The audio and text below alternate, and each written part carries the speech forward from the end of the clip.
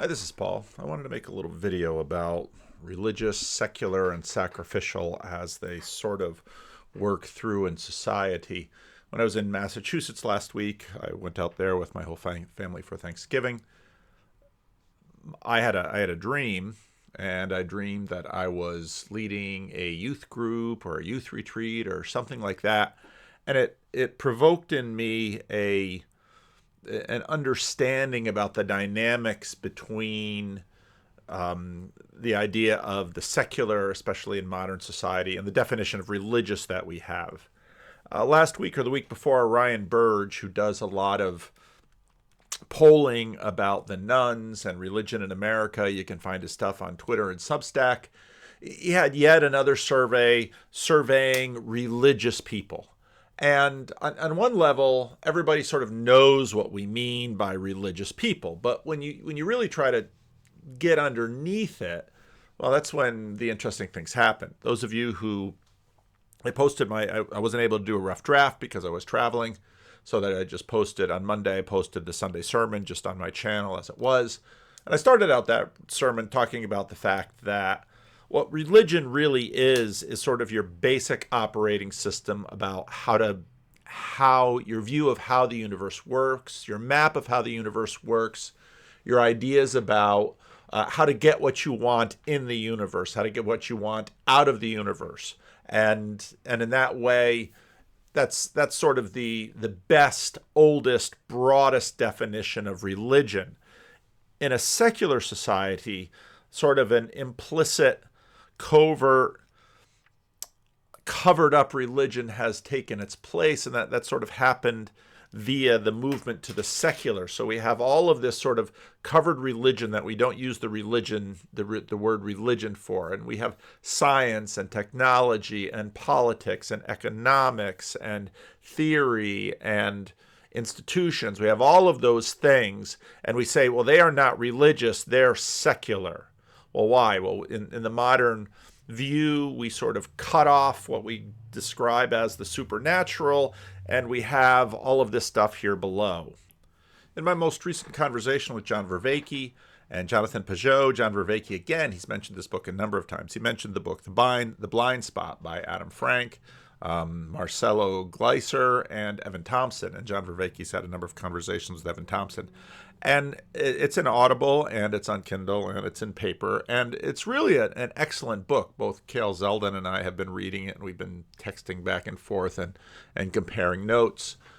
The book is super helpful in terms of showing why the scientific worldview is passing away in terms of its preeminence. It doesn't mean it's going away completely. It means it's being disrupted by the more we know about science and the philosophy of science, the more we understand the limitations of science. For example, that what science really tries to do is approximate the entire world, but in a lab, by taking out variables and having a structured, and then extrapolating that to the bigger systems, which sometimes it works well and sometimes it doesn't work well. He walks through it really in a very compelling way in the book. And of course, the book isn't anti-science by any means. It's written by a group of scientists. Today, Mary Harrington really had a terrific Substack called Scrolling Towards the Divine. I'm subscribed to her Substack, so I don't know if this one is locked down or not. But it's, in a lot of ways, she's pattern recognition, non-material places, and the universe of the bleeding obvious. Oh yeah, it's a paid addiction. This whole Substack is well worth reading. There's so many good things in it, and I think she's really in a nice, compact way sort of captured a lot of what's in, some of what's in The Blind Spot, but a lot of what's in this current moment in terms of how the basic assumptions of the Enlightenment are being reassessed. She had a great little paragraph here on Marshall McLuhan. Proposed a fourfold heuristic for analyzing how a given innovation changes the world. It will enhance some features of our world, obsolesce others, take it to an extreme, logical extreme. It will reverse into something else, and it will retrieve older forms. And I think that's an excellent way I was talking to Preston Sprinkle today for his podcast. I don't know how well I communicated because there's a lot to talk about. And the world is changing fast, and a lot of people don't understand quite how fast those changes are coming at them, and that it's only sort of experienced as kind of dislocation and confusion. But the world is changing quickly, and one of the key things that is going to shift is our awareness of what we mean by this word religion. Now, I'm always thinking about what we mean by this word religion, and I'm always thinking about the secular and the dynamics around it. And now again, watching the gospel seminar, Jordan Peterson he's really going on and on about sacrifice, and I know Nate's sort of pushing back on that, but let's continue to think about how people making sacrifices function in terms of their religion. Because again, if your religion is sort of this basic level at which you try to make life work, well, what sacrifices, what do you pay in, what do you do to afford what you're trying to get out of it? Now, again, in Massachusetts, I dreamed about leading a Christian youth group or a club. It could be in a public school or a Christian school. So what is a Christian club or a Christian group or a religious group, to broaden it a little bit, in a school? How are they separate from, let's say, it could even be in a Christian school? And usually in Christian schools, the Christian clubs are sort of an intensification. They do more Bible study. They do more prayer. Their conversation is more specifically about in a Christian context about Jesus or God or the Bible. And so, it's not that using the word religious doesn't have any meaning. It's just I want to sort of open up and see more clearly what we understand the meaning to be, and then the dynamics of, let's say, that little group within the broader group. Now religions usually have certain bounded set practices. Now, this is an idea that was very popular in the 70s and 80s in terms of missiology, about bounded set and centered sets. Bounded sets are your identity is determined by, let's say, a matrix of points, and where you are is determined by where you stand with respect to those points. Think about bounded sets like fence posts and a fence containing them. For example, if, let's say, you have a traditional view of marriage, that will put you on one side. If you're for same-sex marriage in society but not in the church, that'll place you something else. If you're for same-sex marriage in society and the church, that'll place you someplace else. If you're against it, so in other words, you take these propositional points and you're located by them. If you believe in the virgin birth, you say yes or no. If you believe in the resurrection, all these kinds of things. That's sort of a bounded set. And groups can identify based on bounded set. And I recently have been using the language of circuit breakers, how you're talking to someone and someone says, well, I think Trump is a wonderful guy and he might be the greatest president we haven't had. Well, there's a circuit breaker that goes off. It's sort of like a sheep gate. You're either in one group or in the other group, depending on where you stand with respect to Donald Trump, or where you stand with respect to the Jesus' resurrection, or where you stand with respect to Muhammad, or where you stand with respect to Moses. So you've got all these little on-off switches, and that's sort of what a bounded set is. Now, it's often portrayed that a centered set is more dynamical, because the question is, are you moving towards or away from Jesus? And I've often seen this kind of thought used as a way to nuance or get around bounded set traps and circuit breaker traps by saying, well, this person is clearly moving towards Jesus. Now, I don't think it's a bad way of thinking. I think there's use to it.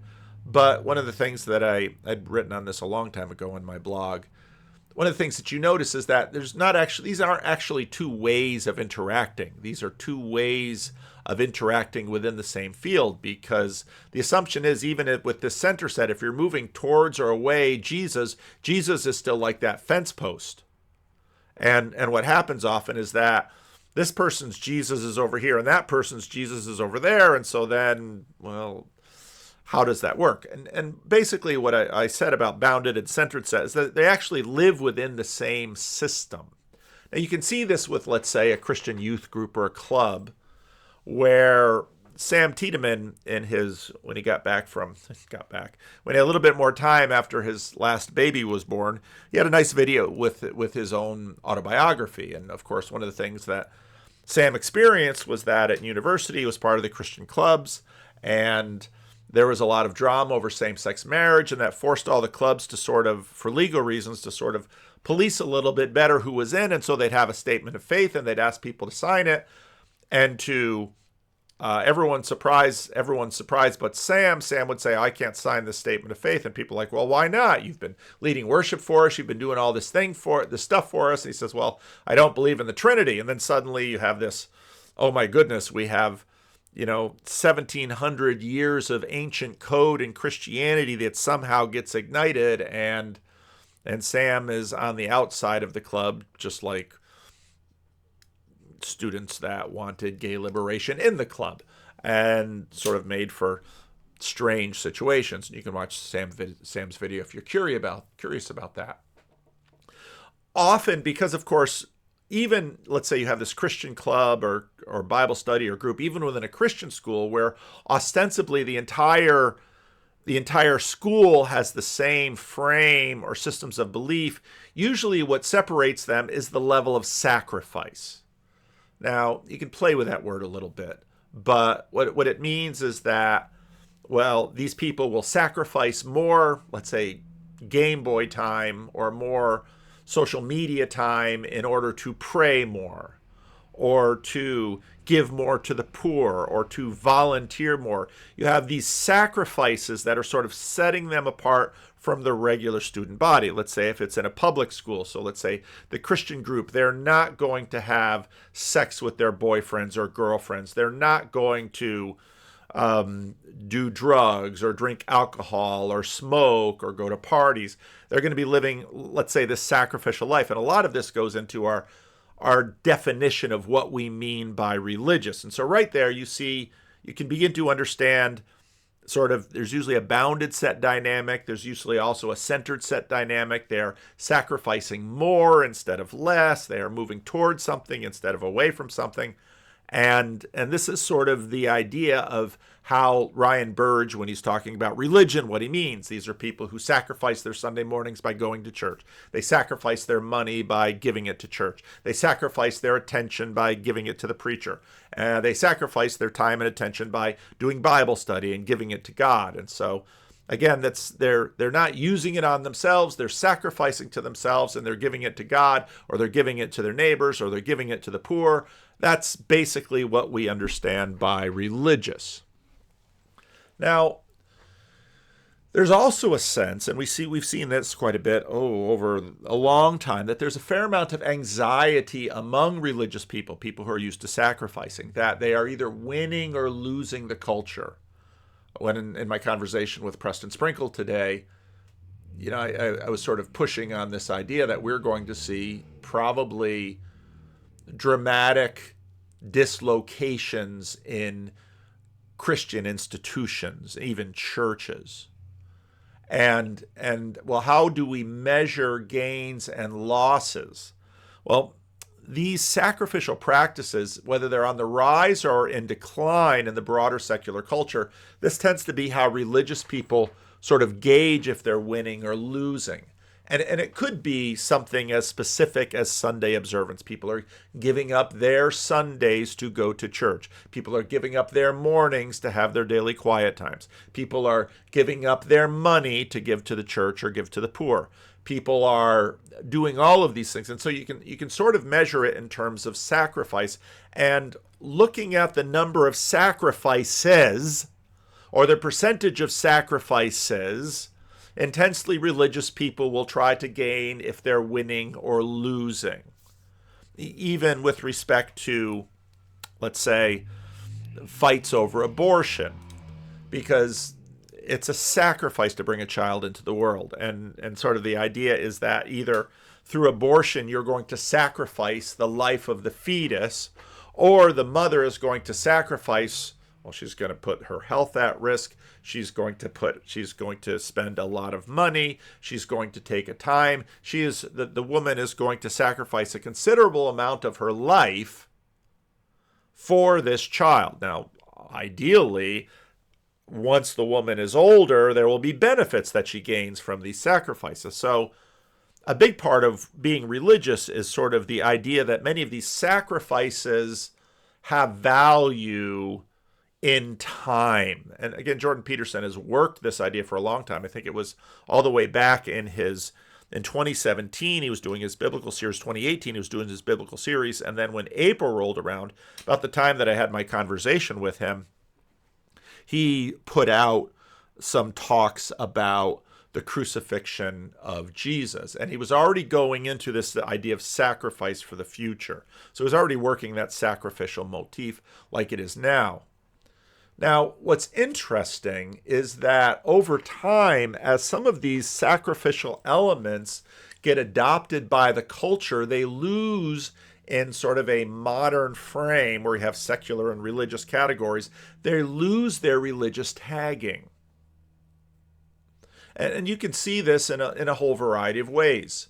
Hospitals, many of the benevolent institutions that we have in the West have their roots in Christianity. Universities, hospitals, all of the sacrifice that goes into schools, all the sacrifice that goes into many of these institutions sort of flows out of Christianity. And once sort of the fuller culture, as it were, takes over the responsibility and collectivizes and puts the sacrifice upon the larger community, it stops getting the religious tag. Now, just recently in the UK, they passed a euthanasia bill, which has got some attention by Glenn Scrivener, Bethel McGrew, gave it some attention on Twitter. Then there's suddenly a reactivation of the anxiety by the religious group as opposed to the secular group. Are more people embracing their religious identity, participating in the sacrifices? Now, this is where it's obviously very broad, because if you read back into ancient literature, you'll find priestly classes, for example, being anxious about whether or not the level of sacrifices, and in that sense we mean them fairly physically in terms of animals being brought to temples, gold and silver being given to temples. Well, what is the level of sacrifices given for, in a polytheistic context, for the gods? These kinds of conversations are constant within the Hebrew prophets in the Old Testament. And not only, let's say, physical sacrifices at the temple, but also the other secularized or behavioral sacrifices done. Do you observe the festivals? Do you go on the pilgrimages? Do you obey the costlier parts of the covenant? Now, as I note here, and you can find references to Walton's, I've got it on my shelf. He did a comparison. He had a whole book where he did a comparison of priestly and prophetic writings of the ancient Near East as compared to the Hebrews. And one of the things that he noted was the priests in the ancient world would tend to be constantly harping about the level of sacrifices, Now, one might look at this fairly cynically and say, well, those level of sacrifices are the income level for the priests in the temple. Less sacrifices mean less money coming in for the priests. The Hebrew prophets were also, talked about sacrifices, but they tended to emphasize the moral sacrifices, and they tended to emphasize the physicalized sacrifices, the obedience, the costly elements of the covenant that Israel was supposed to fulfill, in terms of loving their neighbor and doing justice to each other. And these kinds of things tended to be the preoccupation of the Hebrews. And you can see, again, as I talked before, about the fact that in many ways, this has lost its religious tagging in our culture. There's this interesting TikTok that got pulled over to YouTube. I've mentioned it before, of a woman complaining about a coworker who voted for Donald Trump. And she was absolutely furious about this. And her moral outrage led her to wish that she could do harm to her coworker because he voted for Donald Trump. And part of what you see in our culture is a secularized but very consequential moral universe. So people have sort of taken a judging God out of it. They probably don't realize how much else has fallen out of it because they take that judging God, because she might hate her coworker all she wants, unless someone is going to, within his lifetime, make the coworker pay. Well, how would you make him pay? Marginalize him, ostracize him, do things that would feel him cause pain. So much of what has happened in where morality has now become thoroughly secularized is that Miroslav Volf points this out in some quotes that I pull often from his book Exclusion and Embrace, where, well, now suddenly, without an afterlife, all of this justice has to now fit into this frame, and so now we must do harm or somehow seek some sort of punitive retribution against those who do evil, because there is no longer a judging God who has the power to repay in, let's say, an afterlife that is able to extend the narratives. Now Tom Holland points out about Jesus smuggling. What did I mean by that? The irony in this dynamic is that often when Christians are winning or have won, it drops from their salience landscape of Christians. Yeah, this is what I was thinking. I often have noted, I've noted for a long time that Christianity, once it becomes popularized sufficiently, it loses its religious tag, and then Jesus basically has put a whole lot of code into the culture, and it's living in the culture. And even though, those early conversations between Sam Harris and Jordan Peterson would make the point again and again that, Sam, you don't realize just how Christian you are. No, there's no Christian, because of course he's looking at the secular religious dynamic in terms of that tagging, but those tags have fallen off the culture. And so, and that's in some ways how sort of Jesus wins. And you see this through Christian abolitionist movements. Now, Christians are put on the defensive because, oh my goodness, you can find there are slaves in the Bible, and the denunciation of the Bible isn't sufficient to satisfy the new atheist. So therefore, even though slavery in the modern period was pushed into abolition by people who were religious, they just won so bigly that the religious tag dropped off. And then you see this cycling where, okay, so now the religious people continue to be anxious about something, and so maybe they're anxious about their feeling things losing in the culture, but the energy that they put into, let's say, reforming and refining and purifying the culture, that doesn't go away. They sort of shift to one focus or another. Now, Eric Metaxas is an interesting case. I mean, I remember I first came across him because he became a convert. He had a conversation with Tim Keller, and then he had Socrates in the City podcasts. There's one favorite one that N.T. Wright was actually in New York City because I recognized his voice. It was an audio-only podcast, and it was one with Peter Kreeft. It was entitled The Dark Side, and where Peter Kreeft gave what I think is a really terrific lecture in that. And it's interesting because, you can see this in some of the people that Eric Metaxas has paid a lot of attention to.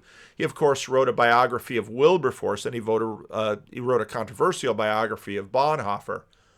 A lot of scholars, and let's say people to the left of Metaxas, didn't like his biography of Bonhoeffer. They thought he wasn't entirely fair to Bonhoeffer's legacy. They thought they sort of turned Bonhoeffer into a culture warrior. and I'll let you. And there's a new movie that's coming out. I don't know if it's based on Metaxas' book or not, but there's this dynamic of the success of Christianity and losing the religious tag and sort of smuggling through secularity Jesus code into the culture. Now, Metaxas also tends to be, well, he's a comedian. He is quite funny, but he also tends to be anxious and perpetually striving and restless. And this again tends to be the preoccupation of the religious people in the culture. They sort of take on that prophetic role of sometimes being a nuisance or a pain.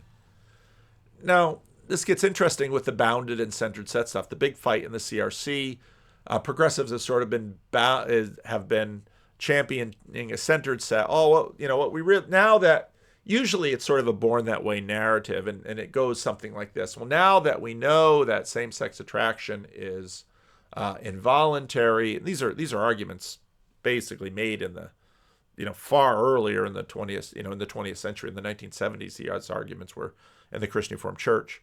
Now that we know that same-sex attraction is involuntary, then you have to figure out, okay, what to do with it. And the best adaptation is basically taking heterosexual marriage and trying to fit same-sex couples into the heterosexual marriage category.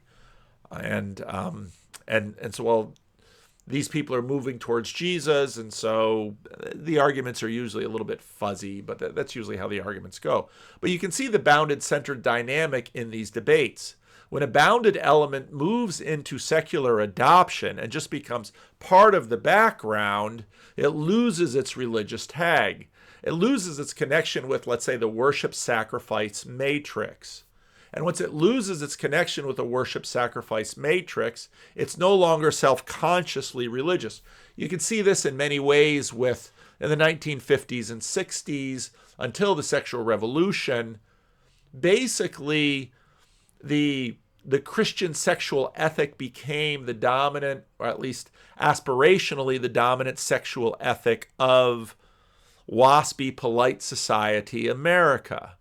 The sexual revolution sort of undid that. But there you can see the dynamics, the sacrificing, the religious sacrificing. It becomes the broader secular sacrificing, and then loses its religious tag, and then, well, in this case, it sort of collapses and in some ways starts all over again.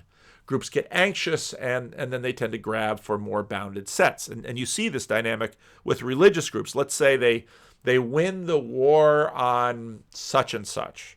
Let's say euthanasia. Let's imagine they win the war on euthanasia, but then they're going to go over to this other sacrificial element over here and push society on that. Now, they're always sort of, on one hand, trying to gain new ground while trying to not lose other ground. And again, they're paying attention to all these bounded set things, but they're also looking at it in sort of a centered set approach. Are we losing ground on the sanctity of life with more and more euthanasia laws? Was the Supreme Court overturning Roe versus Wade a success or a failure in terms of sanctity of life? And again, you just see this anxious religious people just, working on these things. Was it better was it better or worse? And these kind of categorical value judgments are notoriously difficult to sort of suss out and hold. Once something loses bounded set valence, the highly sacrificial religious people get anxious and move on to another bounded set items on their menu. They've actually probably won a center set victory, but because of the dynamics, it loses relevance, and their collective anxiety pushes them towards other menus on the item.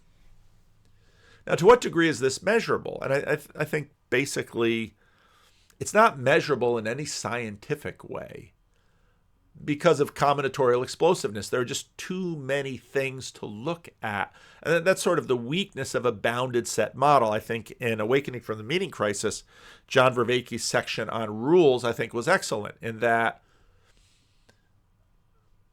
rules combinatorial explosiveness in many ways defeats rulemaking, because you can't make rules about everything. And so what you tend to do is have other heuristics that are a little bit more fuzzy, and things feel Christianly or not Christianly. And again, often in terms of the dynamics of sacrifice.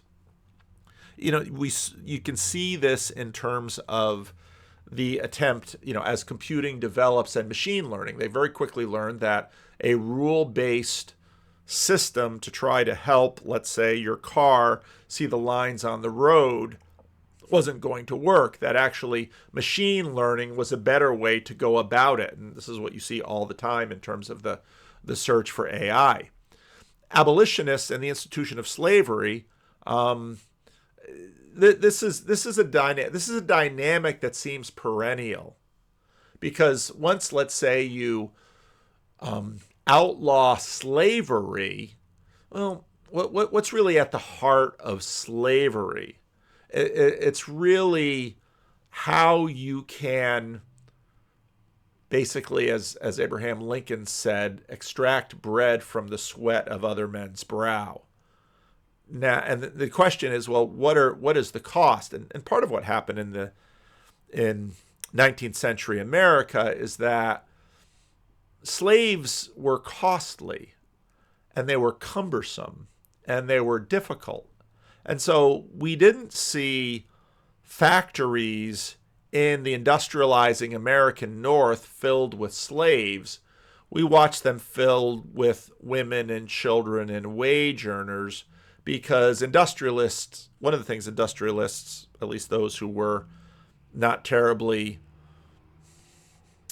good to their employees, was there's actually less responsibility in a wage system. And then, of course, later on, you have things like child safety laws, you have health insurance, you have all of these things to sort of compensate.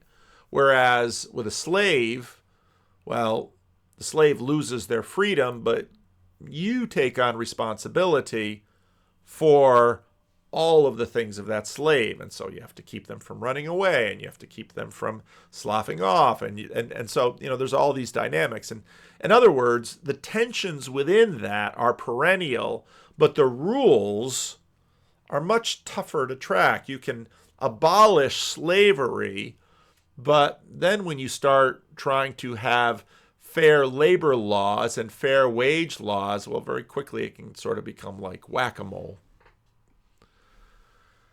To what degree can there be progress? And this, again, is a difficult question. Mary Harrington is skeptical about progress, and rightly so. Combinatorial explosiveness can sort of lead one to imagine that, well, there are always going to be more categories out there that we're not tracking, and so we sort of trust a kind of a dead reckoning sense within us of, what is true and what is right. And in many ways, this is sort of where the blind spot comes in. This is Mary Harrington's University of the Bleeding Obvious. Most of us are now raised to view as self-evident the empiricist assumption that there is no something behind the patterns we observe. What there is the evidence of our senses, and such commonalities as we can discern may only be acceptable via experiential proof.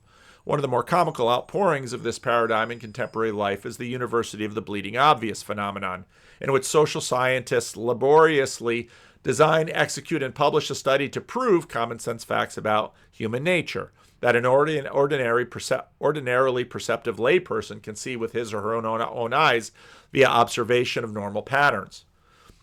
We saw a still more absurd example this week when the UK Supreme Court was asked to rule on the definition of woman. But from the empiricist point of view, the study still needed to be done. For having dismissed out of hand the reality of norms, they can't be measured directly and defined precisely, even if you can see them with your own flipping eyes. You need to go to observed lengths to prove they're still there. And one of the famous older definitions of them is like define pornography. And the Supreme Court justice says, well, I can't define it, but I know it when I see it. You see some of that with the idea of religion and defining that. Combinatorial explosiveness and the difficulty of categories into this dynamic. Finding progress is difficult. So if you compare a slave institution to a wage institution, you might say, wage institution clearly looks preferable because people can sort of hop between jobs. But of course, you had many wage systems that kept people in jobs. And there's many songs about that. Slavery went away, and then these sharecropping systems came in, which tied people to the land by putting them in debt. I owe my soul to the company store. Slavery, the institution, visible and bounded, versus the perennial dynamic, motivating semi-involuntary sacrifice of other human beings for the welfare benefit of an individual or institutions. So you see all of these dynamics say, well, what is progress? And again, we sort of have a dead reckoning sense of it, but it's clearly more complicated than when you think. And so what religious groups tend to do is they have limited, bounded set categories about which they tend to be anxious. Is this my last slide? No. And so, again, you see sort of this perennial churn of issues. Sometimes religious people are trying to shore up what they feel to be losing. Sometimes they're making gains, but they can't see their gains because what's salient are more sacrificial, bounded set elements that they're anxious about and believe that God will bless the society. You can see this with the Pharisees, for example, in the Gospels, that Jesus' disciples aren't fasting. Jesus' disciples aren't washing their hands. Jesus' disciples aren't keeping the Sabbath as they should. And of course, for the Pharisees, they had this entire worldview of if Israel will only finally get her act together, then the God of Israel will return to her, cast out the Romans, raise Israel up to a preeminent position, and rule the world as a great empire.